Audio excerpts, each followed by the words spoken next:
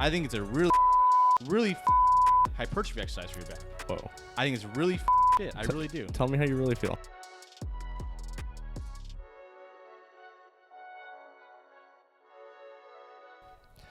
What's going on, everyone? My name is Cameron. Welcome to Gym Talk. I have here. My name is Danny. We are going through our bro science review. I want to take a look at today Jeff Nippard's rankings of scientifically proven exercises for building muscle. And the thing is, I want to talk to you today about the not legitimacy might be too strong of a word, but just your thoughts on the rankings, my thoughts, and whether those scientifically proven exercises are things that people, fitness goers, should be sticking with for the rest of their lives. I think the implication here behind his videos is that these exercises that he ranks in the S tier are superior to others when it comes to building muscle, which I get that they're superior, but the implication here is like those are the things that you should be doing in your training all the time, no matter what. And I have some problems with that because I get that they are proven to be the most effective ways to build muscle, but at the same time, and you could stick with them, you could progressively overload them, sure. I'm just a little concerned about, like, is that what you stick with for the rest of your life?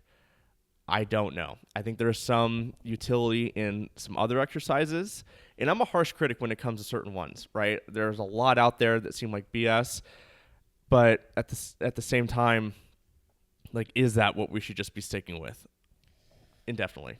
Well, I disagree with you first and foremost on the premise of the video that he posted. I don't think the premise of his video was to say that these are the only things you should be doing for building muscle.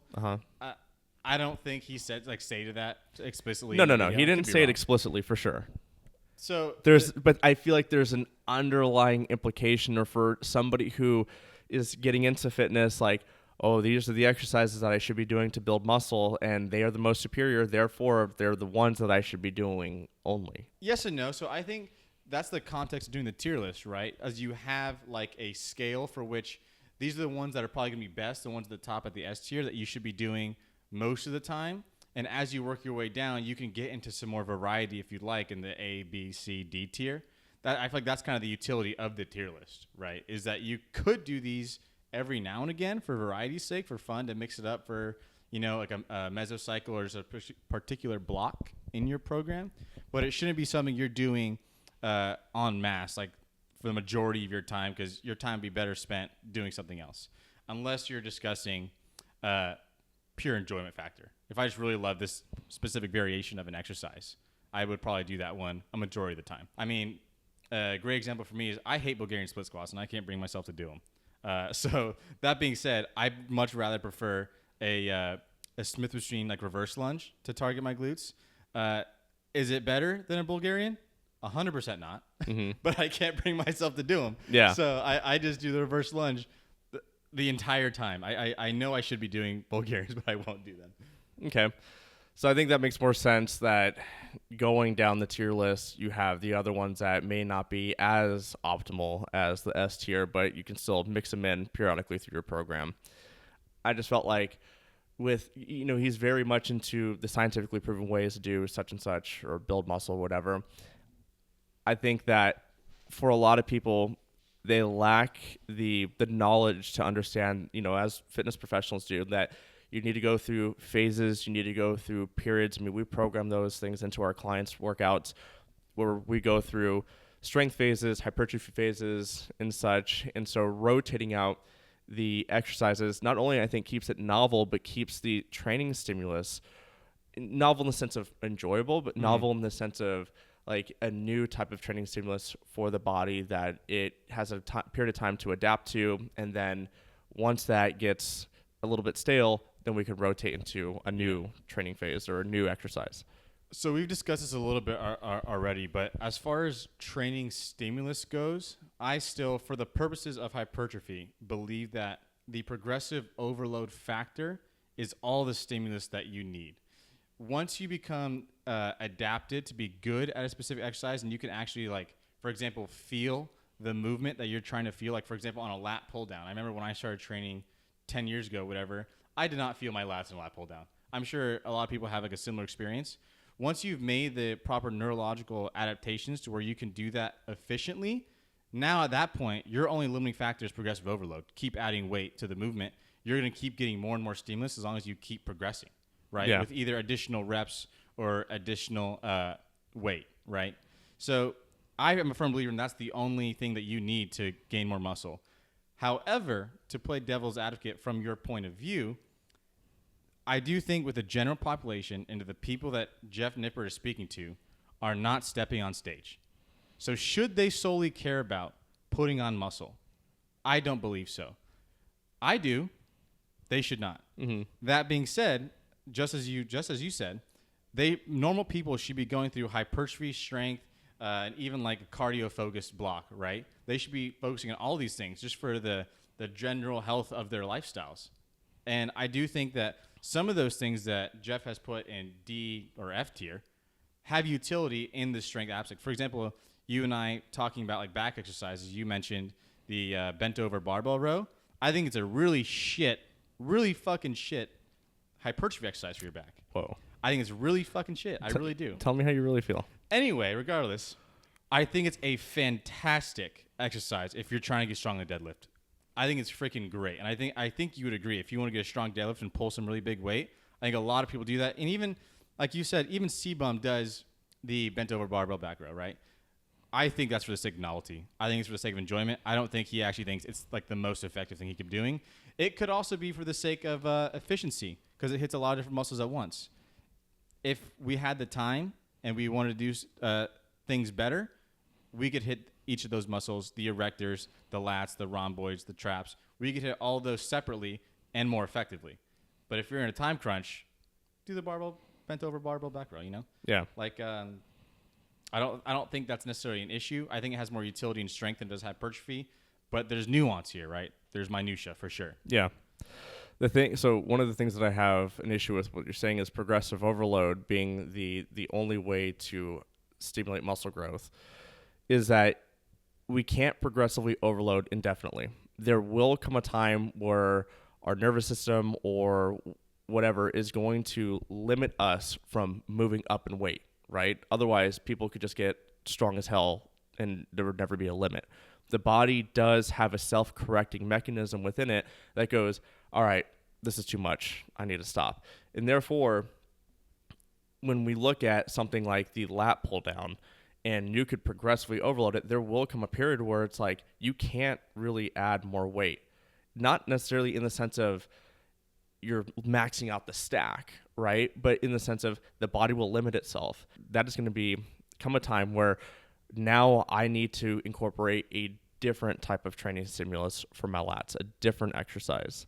I don't think you necessarily need to switch to a different exercise, rather a different approach to the same exercise.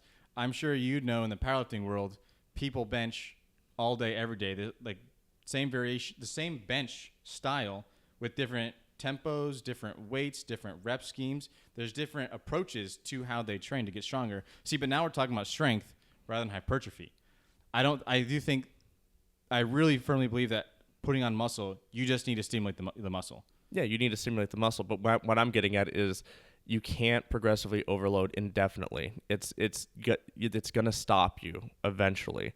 That exercise is either going to get stale or there's going to be something that's going to prevent you from continuing to add weight. You know this. It's a plateau, right? Mm-hmm. You're going to hit a plateau in that exercise. So either what would have to happen is you'd have to drop the weight down and, you can focus on eccentrics. You could focus on a different variation of that exercise, but it's not always going to be progressive overload that is going to be the thing that is going to elicit the growth. It's like we talked about in our hypertrophy phase or our hypertrophy conversation of the different ways that you can add mechanical tension on the body. Yeah. So it's not. I'm not referring to like a linear progressive overload. Okay. I'm not saying that you're just going to be adding a rep every single day for the next 8 weeks. Obviously, you can't do that indefinitely, like you were saying. What you can do is, like you were just saying, add eccentrics, add partial reps at the end, assuming you have adequate recovery, of course. Yeah. But there's different other variables you can factor in than just changing of the exercise. I'm not saying that's invalid. You should definitely have some variety in there. It's probably good for you to have variety, but I don't think it's an issue if you have the same thing programmed in your program year round. Yeah. With some variety. I do think some variety I do is think good. the variety is useful, and I think that it's useful in, again, I'm just always going to refer back to it as giving you a different type of training stimulus, right? Like it's saying the lat pull down is, and I'm not like hung up on the lat pull down. I'm just using this as an It's our example. topic of discussion. That's what we're talking about. Yeah, right. We're talking about lat pull downs here only. But like to say that though there's no benefit in doing a pull up, right? Sure, the lat pull down is the more ideal exercise for developing your lats, but doing a pull up could have some benefit as well, or it could be incorporated into that routine. Yeah, I mean, I would agree. I would agree that doing different variations of similar movement patterns will get other movement patterns stronger. There's not like no carryover. Yeah, or that's what I'm crossover. saying. Yeah. Yeah, so if that's the context you're going in terms of like getting stronger to help you progressively overload in the original exercise we're talking about, is that what you're trying to say? I think what I'm trying to say is it's beneficial in the long run to cycle in, the other exercises that are not in the S category, which is kind of what you were talking about in the very beginning of this conversation, to, I guess, keep it novel, but then also allow your body to experience like a different type of mechanical tension, different type of tension, different type of stimulus, and progress you along your fitness journey. I'm just gonna agree to disagree, and then we can just sit there. we can agree to I think for disagree. It's strength- totally fine. I just don't think like I wouldn't want it. Just my whole thing is just because it's in the S category doesn't mean it's like the end all be all, and that's all you have to do. Even though you did say that you could just stick with that exercise. You could, and you probably should. Is what I don't know if you should. I think people would No, get. no. I'm sorry. I meant to say. Correction. I meant to say Okay. you could and probably should do other exercise. You probably Okay. could and probably should. There we go. Have more variety, especially when you're discussing like general population who don't need to solely focus on muscle gain. That's what grinds my gears a little bit too about some of these content creators is they only discuss hypertrophy, how to gain muscle, how to do this and that. I know Jeff's not that way. I know we were just talking about, but he's not that way. He's obviously a powerlifter too. He's really freaking strong. Yeah. But when people only look at how do you build muscle, and they focus on that for years, well, eventually you're going to hit a point where you're not strong enough to keep building muscle. You actually do need to get stronger to build muscle as well. So that's what I'm saying. It's a dichotomy. But you will get stronger along that journey. Yeah. The thing is, and what I was talking about is there's a system that the body has when it will limit itself from progressive overload. You cannot continue to get stronger indefinitely. Therefore, you have to incorporate some different type of phase in your training, right? Mm-hmm. I know like the NASM days, National Academy of Sports Medicine, we were taught these different phases of training, right? And yes, I know we can shake our head about those. They're very basic in their approach, but the thing is there is some benefit to backing off and then ramping back up again, right? Mm-hmm. You don't want to just stick in the hypertrophy phase. Things will get stale. I don't think that you're going to get the same effectiveness from that training block as you did in the beginning. And so you have to phase out, go into a new phase and progress in order to progress. Mm-hmm. I think the long story short and the summary of this conversation is do the better ones, have some variety in the exercises you choose to do. So like do 90% the good ones, 10% of the variety, if you will. And then also stagger your training phases. Focus on hypertrophy sometimes and do some that are better for strength sometimes. You'll see much better progress in the long run, in the journey that is your health and fitness journey. Yeah. To get stronger and more muscle. Yeah. You'll see much faster progress, more consistent progress. Yeah. If you're implementing both strategies. Yep. I think we can agree on that front for sure. I agree with you. I'm going to go with the Pareto distribution though and go 80-20. 80-20, that's fine. I can accept 80-20. Yeah. I'm a bad salesman. I fold immediately. No counter argument or nothing. Like, I agree. All right. Well, everyone, we want to know what you think. Let us know in the comments below. Do you think that Jeff Nippard's tier system of building muscle. You know what's even funny too with this? I noticed that his quads one got the least views. Chest, huge.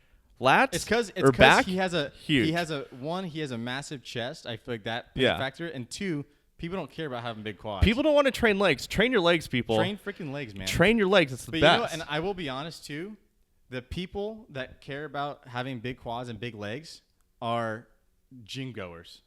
So gen population cares about like having big chest, big arms, whatever. You want to impress somebody that actually knows what they're doing and knows what they're talking about. Have big legs. Train your legs. People, if you Yep. want to like, get respect from like people in the gym that are actually live there and do this for a living, like us, have big legs. I see big legs and I'm like, wow. I'm like, damn, dude. Wow. Like, I am a bitch. Yeah. Get big legs. Get big legs, everyone. Let us know what you think in the comments below, everyone. Like and subscribe. Stay tuned for the next video.